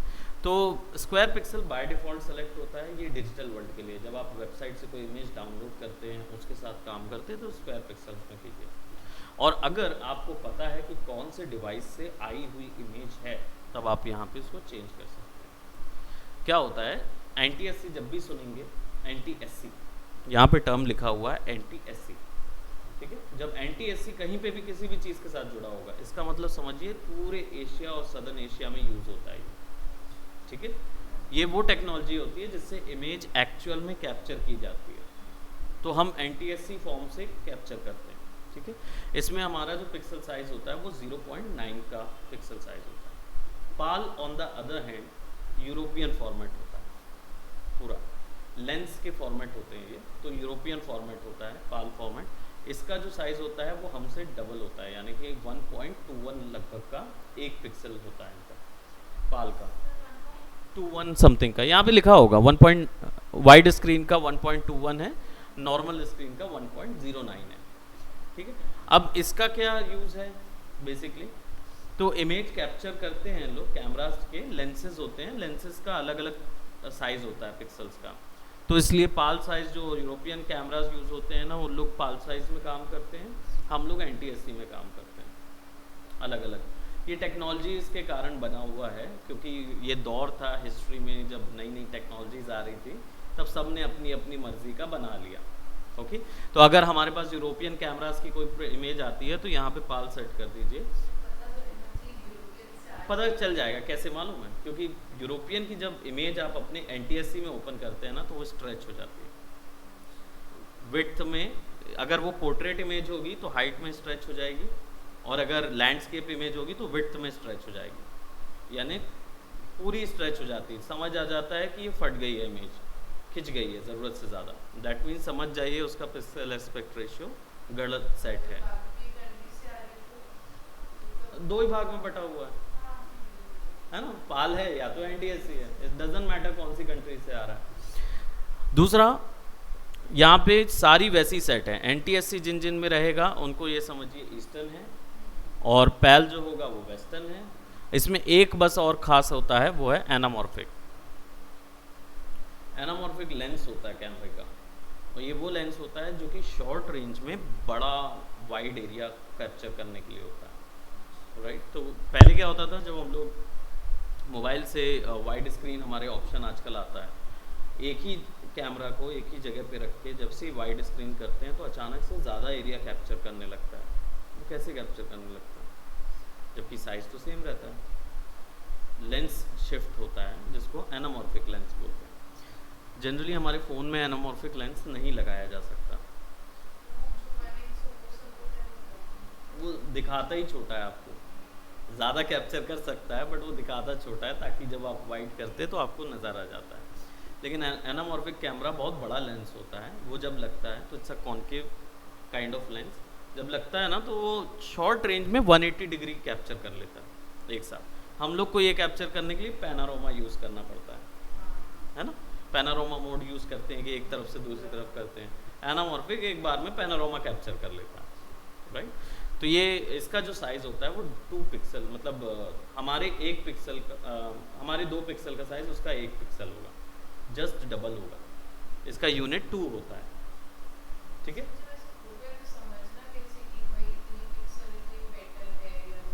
बेटर कुछ भी नहीं है, सिंपल सा है। जब एनामॉर्फिक कैमराज आएंगे ना तो आपके पास इमेज हमेशा स्ट्रेच होंगी। आपके पास इमेज अगर स्ट्रेच हो रही है, इसका मतलब आप समझ जाइए कि उसका एक्यूरेट नहीं है। अब या तो आपको डिवाइसेस पता करना होगा, जनरली क्लाइंट्स बताते हैं कि कौन से डिवाइस का होता है, या फिर इमेज जब हाई डायनेमिक रेंज इमेज में काम होता है ना तो नीचे पे ना लिख के आता है डिस्क्रिप्शन। आपको डिस्क्रिप्शन इमेज में ही पता चल जाता है कि ये एक्चुअल में कौन से कैमरा से ली गई इमेजेस हैं, है ना। तो जो इनके फॉर्मेट भी होते हैं, अलग अलग फॉर्मेट में समझ में आता है। जैसे आपका जेपेग और पीएनजी में क्या बोलते हैं, एनामॉर्फिक और बाकी डिटेल्स जो 48 बिट की डिटेल्स नहीं आ सकती हैं, उसके लिए आपको हायर फॉर्मेट्स यूज़ करने होते हैं। तो वो EXR फॉर्मेट होते हैं, टिफ होता है, टारगा होता है, ये अलग अलग फॉर्मेट्स आते हैं जो कि हायर फॉर्म ऑफ इमेज को कैप्चर करते हैं। पीएनजी, जेपेग जो हैं, जिफ जो है, या अर्लियर बिटमैप इमेजेस जो हैं, लाइट फॉर्मेट्स होते हैं। इनमें एक या दो एक्स्ट्रा चैनल डले होते हैं। इनके बारे में काफ़ी डिटेल में हम लोग आगे जाएंगे तो फिक्स करेंगे। अभी फ़िलहाल we don't get confuse on that, ठीक है। तो this will be the theory. ये कम्प्लीटली थ्योरी था हमारा न्यू डॉक्यूमेंट का कि इतने में ही काम होता है, ठीक है। क्वाइट अ लॉट शुरुआत में, इसलिए हमने थोड़ा सा ले लिया। नेक्स्ट टाइम अब हम केवल क्वेश्चन करेंगे और काम पे जाएंगे, ठीक है। सो अब वर्क शुरू करने के लिए छोटी सी एक्सरसाइज देता हूँ। क्रिएट पे क्लिक करेंगे तो हमको ये मिल जाता है। इसको पैनलिंग कर देता हूँ फटाफट, ताकि एक बार फिर से याद हो जाए और आपको पता चल जाए कौन सी चीज़ किस चीज़ के लिए होता है, ठीक है। इसको बोलेंगे कैनवस। ये कैनवस कहलाएगा वाइट वाला हिस्सा, ये वाला हिस्सा कहलाएगा वर्क स्पेस, ठीक है। फोटोशॉप में वर्क स्पेस यूज़ नहीं होता। आप ग्राफिक यहाँ रख सकते हैं, लेकिन वो ग्राफिक इमेज के फॉर्म पे बाहर नहीं आता, ठीक है। वहीं दूसरे सॉफ्टवेयर्स जो होते हैं, कई ऐसे सॉफ्टवेयर्स हैं जिनमें वर्क स्पेस भी यूज़ होता है, ठीक है। तो अभी फ़िलहाल हमारे वाले में तो केवल यही यूज़ हो रहा है। इसको कैनवस बोलेंगे। इसी में ग्राफिक बनेगा और जो भी इसके अंदर होगा वही इमेज बाहर आएगी, बस। ये जो हिस्सा है आपको मिल रहा है, इसको मेन्यू बार बोलेंगे, राइट। मेन्यू बार का एक लाइन में अगर मैं डिस्क्रिप्शन दूँ तो इसका ये फ़ायदा होता है कि जो चीज़ यहाँ कहीं ना मिले वो यहाँ मिल जाएगी। तो this is the ultimate options जो कि एक सॉफ्टवेयर ऑफर कर सकता है। इससे बाहर कोई भी चीज़ें नहीं है, करेक्ट। सेकेंड बार जो है ये हमारा ऑप्शन बार है, राइट। इसका ऑप्शन बार नाम इसलिए पड़ा है क्योंकि ये टूल बार से जो भी टूल्स आप सेलेक्ट करते हैं उनके ऑप्शंस यहाँ दिखाता है, राइट। तो this will be our option bar. Left side में टूल बार्स है। टूल बार्स के भी अलग अलग डिविजन्स हैं जो कि हम लोग लेटर ऑन क्लासेस में एक और बार डिस्क्राइब कर लेंगे इसको, कि यहाँ पे हर एक टूल, क्योंकि कौन सा टूल कब यूज़ करना है, इसके लिए ग्रुप्स में इनको डिवाइड कर दिया गया है। इनके अलग अलग कैटेगरी ग्रुप्स होते हैं, राइट। मैंने आई थिंक बताया हुआ है ऑलरेडी। हम नेक्स्ट क्लास में, क्योंकि आज थ्योरी कुछ ज़्यादा हो जाएगी, तो आज हम एक छोटी सी एक्सरसाइज भी डाल देते हैं। आप प्रैक्टिस करेंगे उसको एंड देन फिर हम लोग नेक्स्ट क्लासेस में वो करेंगे, इसको डिवीजन कर लेंगे, ठीक है। सो ये टूल बार है, इन्हीं में ग्राफिक्स बनेगा, इसके अलावा कहीं और कुछ भी नहीं है ग्राफिक्स के लिए। आपके पास यही टूल्स मिलेंगे कम्प्लीटली वर्क करने के लिए, ओके। राइट साइड में प्रॉपर्टीज़ पैन है, इसको प्रॉपर्टीज़ पैन बोलते हैं। रीज़न ये है क्योंकि इसमें ढेर सारे पैनल्स आते हैं जो कि केवल प्रॉपर्टीज़ के लिए होते हैं। तो जो भी हम इधर सेलेक्ट करते हैं उसके ऑप्शंस यहाँ मिलते हैं ऑप्शन बार में, लेकिन कंप्लीट प्रॉपर्टीज़ मिलेंगी यहाँ। तो जो भी टूल ऑफर कर सकता है उसकी अटर मोस्ट सारी की सारी प्रॉपर्टीज़ यहाँ मिलेंगी, ठीक है। तो हर एक टूल के लिए अलग अलग है, दैट्स वाई इसको पैन बोला जाता है, नॉट अ पैनल, क्योंकि it's a group of panels, है ना, उसके लिए। नाउ फोटोशॉप जो है वो एक लेयर बेस्ड सॉफ्टवेयर है। तो लेयर बेस्ड के लिए आप देख रहे हैं यहाँ पे लेयर्स फॉर्मेट दिख रहा है। अब लेयर का फॉर्मेट क्या होता है, it works like a deck of card, right. यानी कि जिसमें क्या होगा कि जो कार्ड ऊपर होता है, यानी जो लेयर ऊपर होगी वो हमारे कैनवस में सामने नज़र आएगी, और जो लेयर नीचे होगी वो हमारे कैनवस में पीछे नज़र आएगी। ऐसे ये कंट्रोल करेगा ग्राफिक्स को। इससे क्या फ़ायदा होता है, हमें डेप्थ मिलती जाती है ग्राफिक्स की, ठीक है। तो आज मोनोक्रोम आर्टवर्क करते हैं। मोनोक्रोम आर्टवर्क से कैसे प्रैक्टिस होगी, इससे सिलेक्शन प्रैक्टिस अच्छी हो जाएगी आपकी। चलिए इसको जूम इन जूम आउट के लिए control plus and minus. Control plus and minus, यानी माइनस करेंगे तो जूम आउट होगा, कंट्रोल प्लस करेंगे तो जूम इन होगा, राइट। और ऑल्ट दबा के माउस व्हील को भी आगे पीछे करेंगे तो भी आप हो जाएगा, दोनों चीज़ें हैं। स्पेस दबा के क्लिक एंड ड्रैग करेंगे तो पैनिंग होगा, राइट। स्पेस दबा के क्लिक एंड ड्रैग करेंगे तो पैनिंग होगा, okay. And R for rotation रहेगा। या यू कैन सिट। अभी गुंजन सर आए नहीं है ना, बैठिए आप, right. Yes you may come Chelsea, आप काफ़ी दिनों बाद आपको देख रहा हूँ मैं। हाँ चलिए आप लोग की फोटोशॉप रिवाइज कर देते हैं, ठीक है। तो आर दबाएंगे तो ये रोटेशन होगा, यानी कैनवास हम रोटेट कर सकते हैं। और शिफ्ट के साथ आर दबाएंगे तो ये क्या होगा, स्नैप करेगा, राइट, स्नैप करेगा। Shift click and drag and see angle snapping. तो 90 डिग्री के लिए यहाँ पे आ गया, 180 एंड 360 तो ये हो जाएगा, ये 180 हो जाएगा, करेक्ट। एंड यहाँ पे आप डायरेक्ट ऑप्शन बार में उसके रिस्पेक्ट पे वैल्यूज़ भी डाल सकते हैं। अगर आपको 180 चाहिए, 90 चाहिए, जो भी वैल्यू डाल सकते डायरेक्ट डाल दीजिए। और छोटा सा एक आइकॉन भी दिया है, इसको आप ड्रैग करके मूव करेंगे, ये भी वही काम करेगा, ठीक है। ऑलराइट, सो ये सारे वर्क सब चीज़ हमारे पास है। एक कहावत है फोटोशॉप के बारे में कि यहाँ पे एक ही चीज़ को करने के 10,000 तरीके मिलेंगे, ठीक है। So there are 10,000 ways to perform single task. अब नया लेयर लेने के लिए, क्योंकि बाय डिफ़ॉल्ट बैकग्राउंड लेयर लगी होती है, बैकग्राउंड लेयर पे क्या होता है, वाइट कलर डला होता है, यानी कि हम कोई दूसरा कलर डालेंगे तो वाइट कलर के साथ मिक्स होके फिक्स रहेगा। तो हमें अगर बार बार मल्टीपल ग्राफिक्स बनाने हैं ना, तो हमें एक ट्रांसपेरेंट लेयर की ज़रूरत होगी जिसमें हम कलर फिल करेंगे तो उसके आजू बाजू कोई दूसरा कलर नहीं आएगा, ठीक है। तो इस ट्रांसपेरेंट लेयर को कैसे क्रिएट करें, control shift N, shift N, right.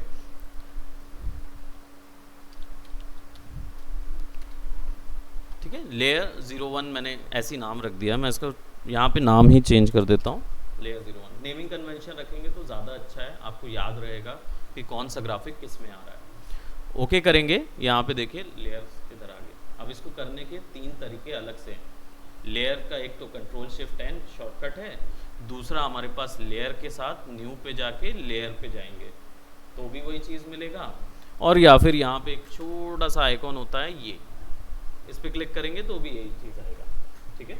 तीनों चीज़ें हैं, आप किसी से भी वर्क कर सकते हैं। अब यहाँ पे करना क्या है, हमें सिलेक्शन लेना है, क्योंकि हमें कोई ग्राफिक बनाना है तो उससे पहले हमें उसका सिलेक्शन लेना पड़ेगा, तभी उसका ग्राफिक बनेगा।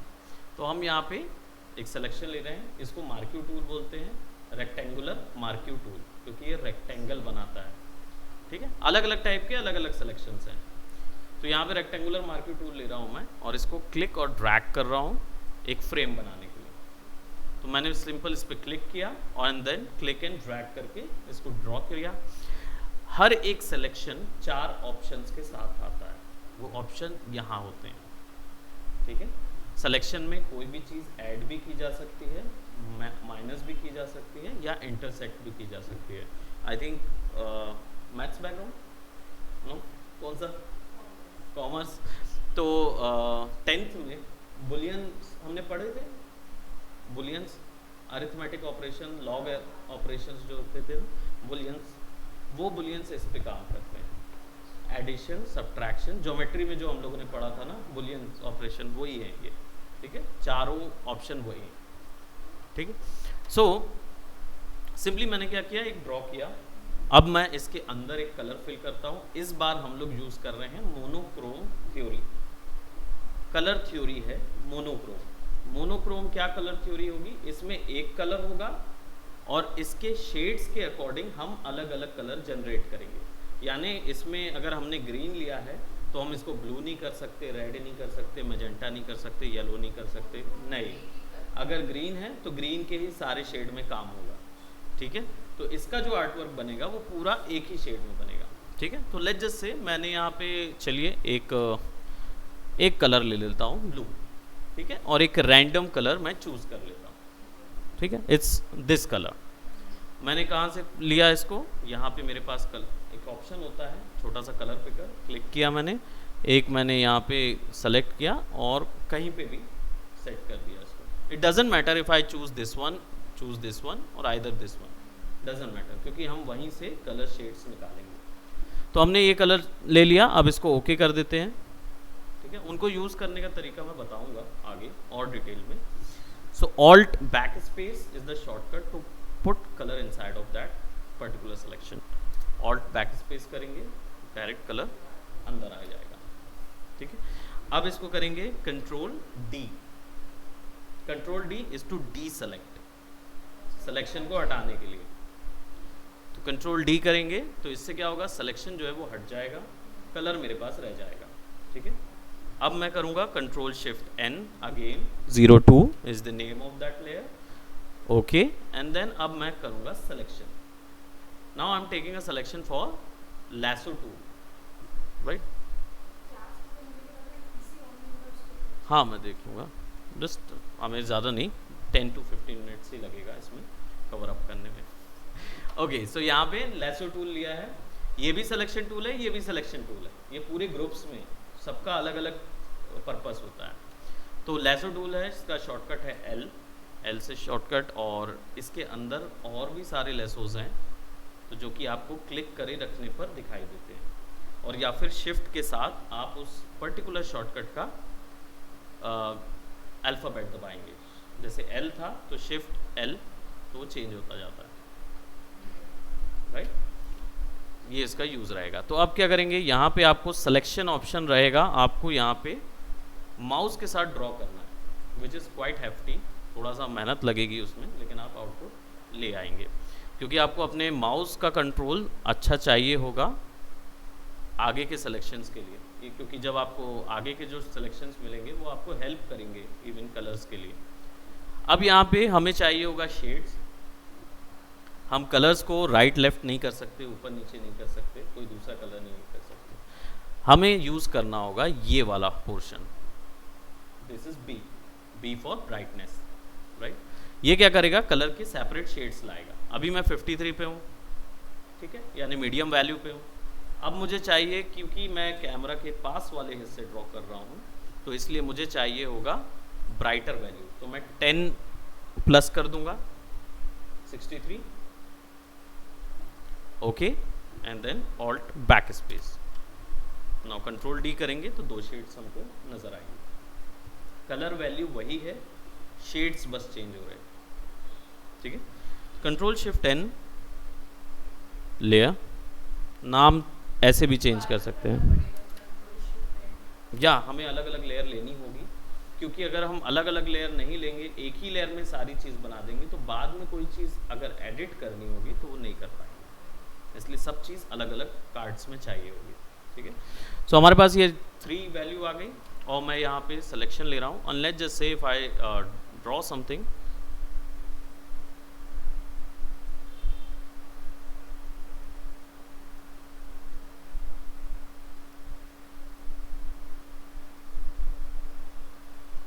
राइट, कोई एक वैल्यू ड्रॉ कर रहे हैं।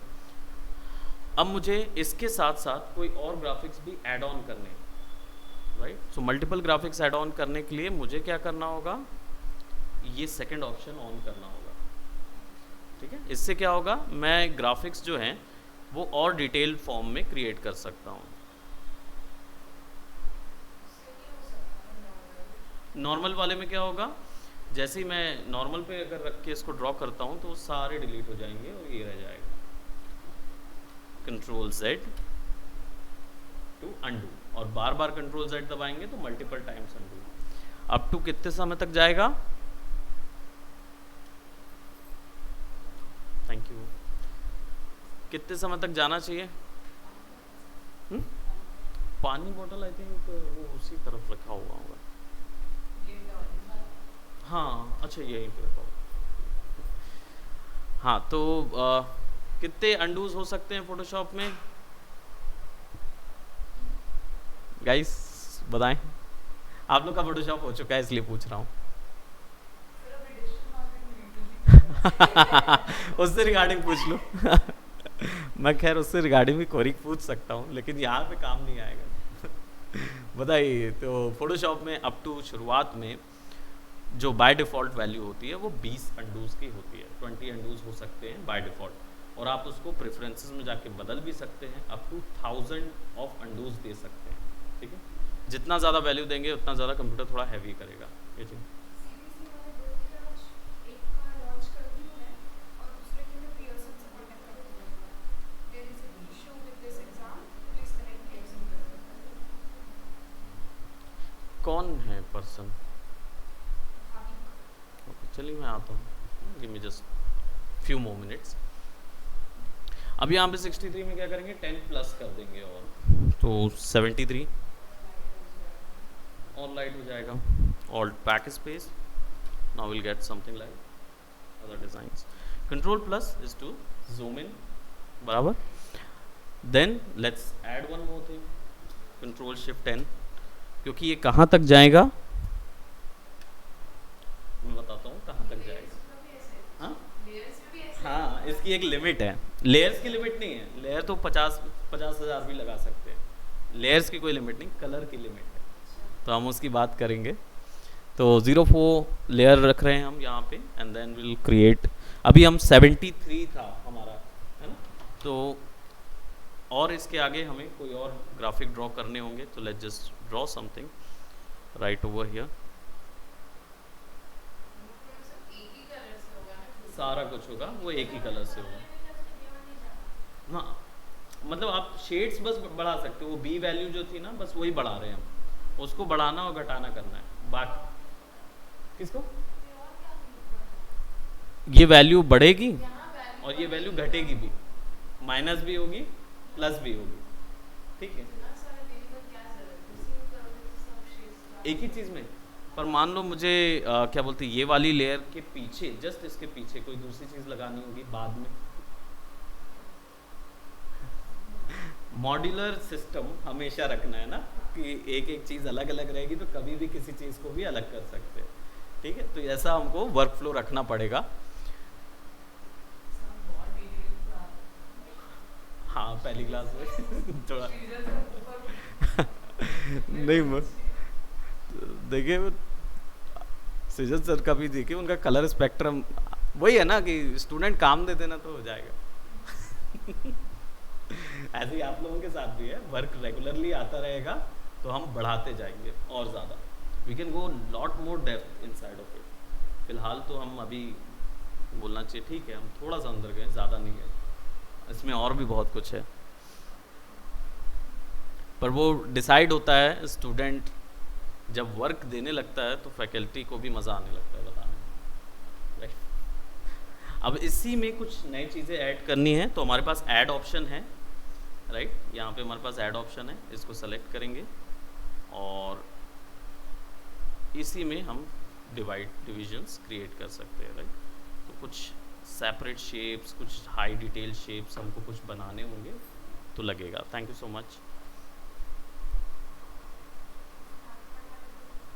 हाँ नहीं, ये मेरा नहीं है, उन्हीं का है, गुंजन सर का ही है। आई थिंक ऋषिका ने लिया है ना क्लासेस ये वाली। अब यहाँ पे क्या करेंगे, 83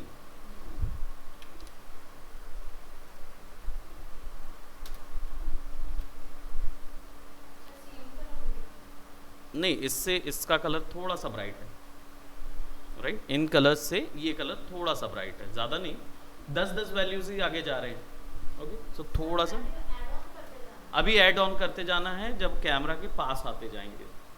ये कैमरा हो गया है, डिजिटल कैमरा हो गया है लेयर वाइज, ठीक है। तो जो ब्लू हमारा शेड था, उससे जैसे ही वाइटर करते जाएंगे तो हम कैमरा के थोड़े पास आते जाएंगे, हमारा व्यू वैसा हो जाएगा जब हम ये इन्वायरमेंट बना रहे हैं तब, ठीक है। अब यहाँ पे कंट्रोल शिफ्ट N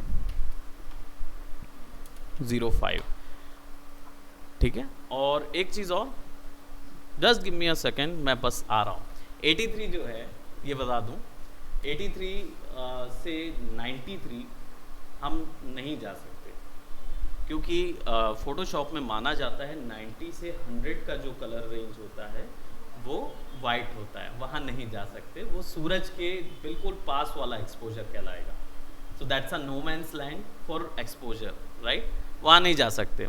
पर फिर भी कलर वैल्यू पर नहीं जाना चाहिए। हाँ, उससे ऊपर जाएंगे ना तो उसमें इफेक्ट में बदलाव नहीं किए जा सकते, मुश्किल हो जाता है चेंजेस। फिर करने के लिए हमको कलर को टोन डाउन करना पड़ेगा, 10 चीज़ें एक्स्ट्रा करनी पड़ेगी, विल सी टू इट, है ना। सो 93 तक फिर भी आई कैन अलाउ कि 93 टू 95 तक मोस्टली आप जा सकते हो, उससे ऊपर नहीं जा सकते, ठीक है। तो उसमें एक बार जाती हूँ। हाँ, हम जा रहे हैं 93 तक जाते हैं, ठीक है। लेट्स गो फॉर 93, ठीक है। और यहाँ पे ड्रॉ कर लेते हैं। Let's say if I draw some more dense designs,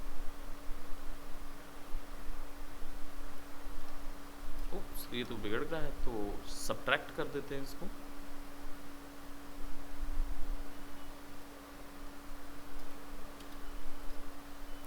add, subtraction, यही वाले जो साइंस होते हैं ना उनको यूज़ कर सकते हैं।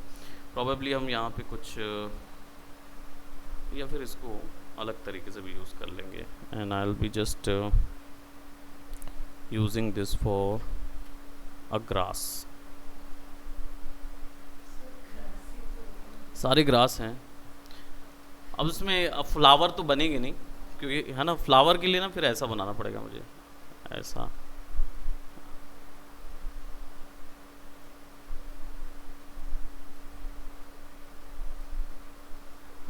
तो इसको थोड़ा सा और लाइट वैल्यू दे देता हूँ,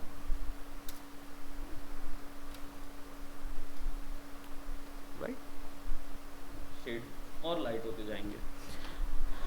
लेकिन कंट्रोल शिफ्ट इन, अब इसके ऊपर में जो 93 value is the last value जो हम पुट कर सकते हैं, क्योंकि इसके ऊपर में जाएंगे तो ये कंप्लीट वाइट होने पे चला जाएगा, और थोड़ा सा लेफ्ट जाएंगे तो पूरा ही वाइट हो जाएगा वो, है ना?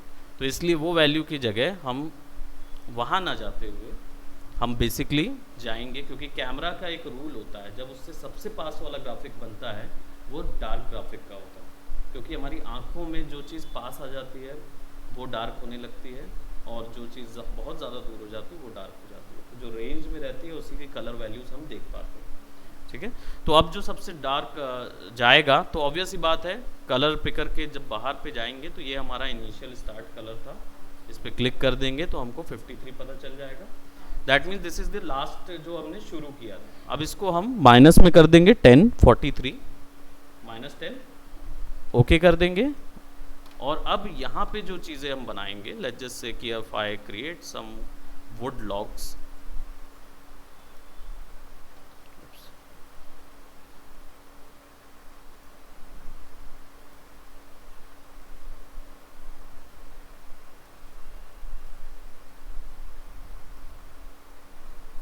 कोई रैंडम वो मशरूम शेप अगर बनाना हो तो,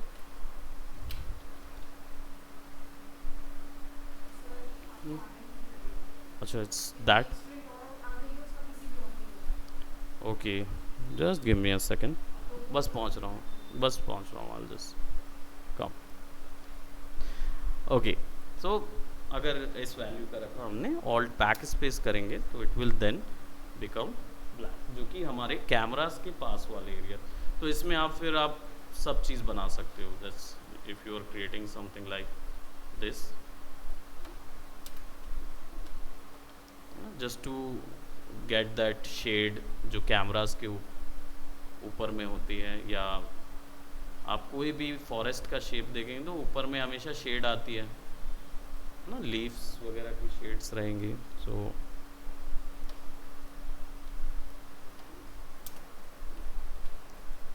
शेड आ जाएगा।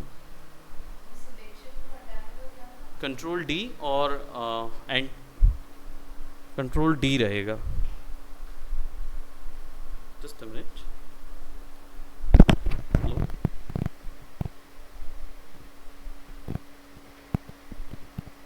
हेलो,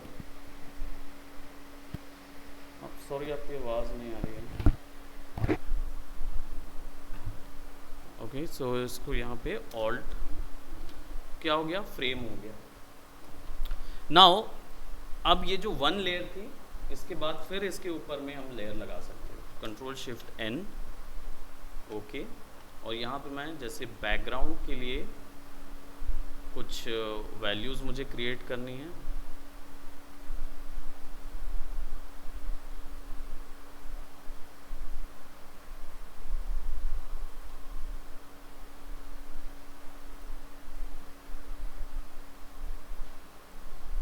अब डिटेल्स जो हैं वो आप रेफरेंस से लेके भी बना सकते हैं। अगर आपका ड्राइंग में पहले से आपने कुछ वर्क्स किए हुए हैं तो वो आइडियाज़ आपको आ रहे हैं तो आप वो ऐड कर सकते हैं, और या फिर आप अपनी मर्ज़ी से डिटेल्स ले सकते हैं। अब यहाँ पे क्या करेंगे, जो वैल्यूज़ हमने 43 की ली थी इसको एक और माइनस कर देंगे।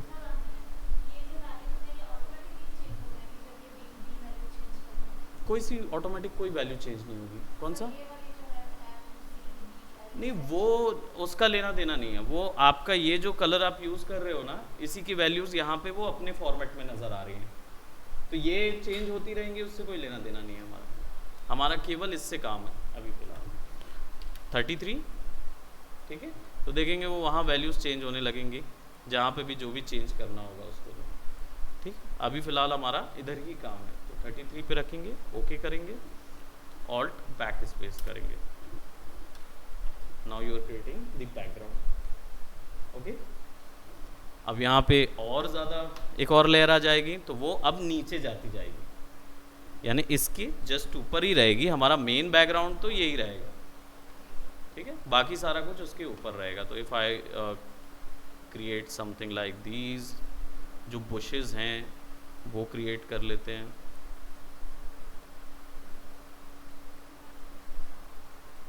और अगर हमें यहाँ पे छोटे से पीछे से अगर हमें कुछ बड़े लॉग्स दिखाने हैं जो जा रहे हैं, या बड़े लॉग्स बने हुए हैं, तो फिर ब्रॉडर कर देंगे डिज़ाइन को।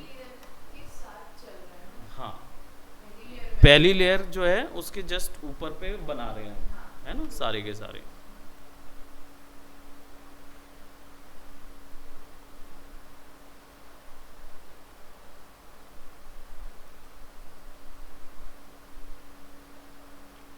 करेक्ट। अब यहाँ पे आ जाएंगे और इसको 23 कर देंगे।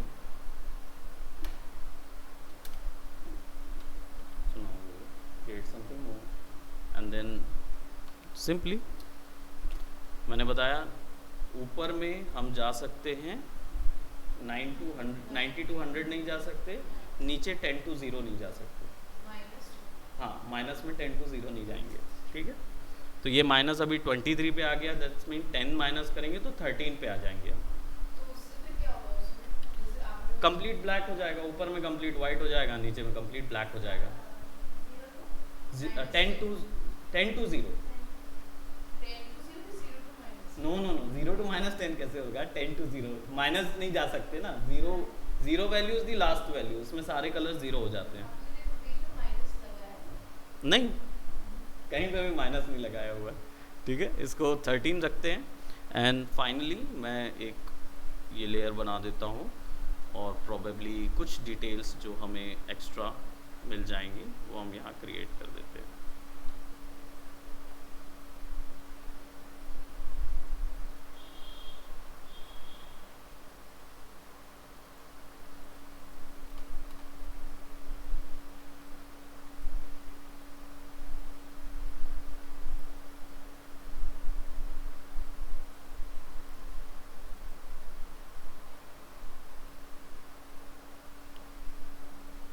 जैसे भी आप उसको क्रिएट करना चाहते हैं, है ना। और 13 पे ऑलरेडी हम will just give it this one and it will turn out to be like that, right.